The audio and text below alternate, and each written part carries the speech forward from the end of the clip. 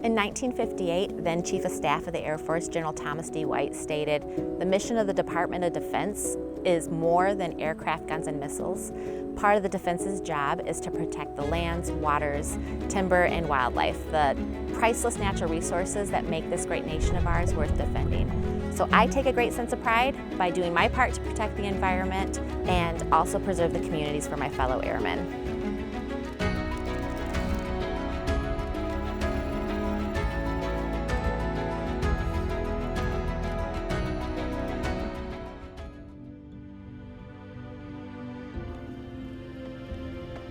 So my current role is the West Regional Support Branch Chief as part of the Environmental Operations Division in the Air Force Civil Engineer Center.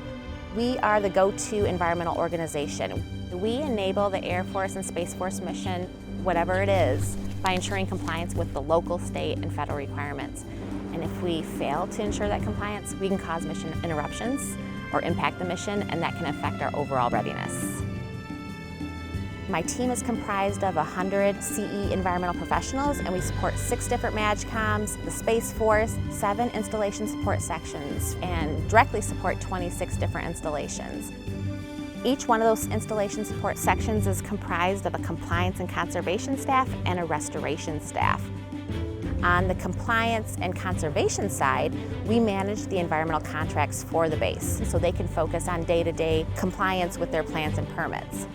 And on the other side, we manage the restoration program, and we are the actual boots on the ground at each of these installations, managing day-to-day environmental cleanup activities. So the biggest challenge that the Air Force is currently experiencing environmental-wise, I would consider it to be PFAS, per and polyfluoroalkyl substances. And they're a man-made chemical that firefighters started using in aqueous film forming foam, or AFFF, in the 1970s. Since then, we've been transitioning away from that legacy AFFF, and we're moving towards a more environmentally responsible formula. To prevent future releases, the Air Force has retrofitted the fire vehicles so that when they're tested, they don't discharge any AFFF. If we do testing, they're all done in double-line pits, and then if we have a release of AFFF, we clean it up because we treat it like a hazardous material.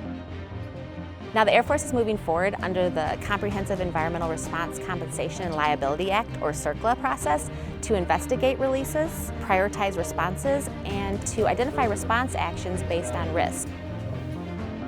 So there are a number of climate change issues that impact the installations that I support. The biggest issue that I see is the prevalence of wildland fires and access to clean water due to drought in the western United States. So obviously the active fires can impact the installation operations, but they also can contribute to long-term impacts like increased threatened and endangered species because they lost their habitat, and then also increased flooding concerns because there's no longer vegetation there. I've always wanted to be an engineer, but I do want to protect the environment, and so the Air Force career has given me the opportunity to balance engineering with meeting environmental requirements. It's also interesting, always challenging, and on most days, fun. The most influential aspect of my career has definitely been my leadership and the dedicated environmental team members I work with each day. So I have witnessed people up and down the chain of command that are committed to their job, committed to the Air and Space Force mission, and people definitely take pride in what they do, and they never lose sight of why we do what we do to protect the environment and enable the mission. My name is Katy Breyer, and I'm a United States Air Force civil engineer.